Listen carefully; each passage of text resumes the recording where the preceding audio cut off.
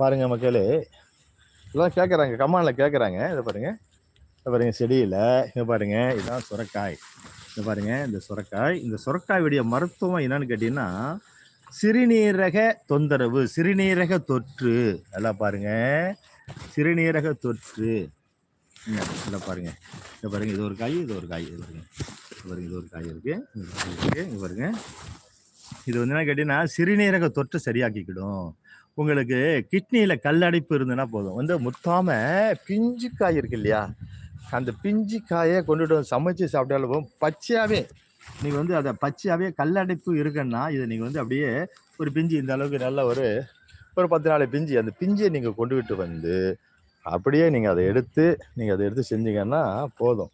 எல்லாம் பாருங்க, பாருங்க, நான் வந்து இதெல்லாம் நீங்க எல்லாரும் இங்க தெரிஞ்சுக்கணும், செய்யணுங்கிறதுனால தான் வந்து உங்ககிட்ட நான் வந்து சொல்றேன். இதை பாருங்க.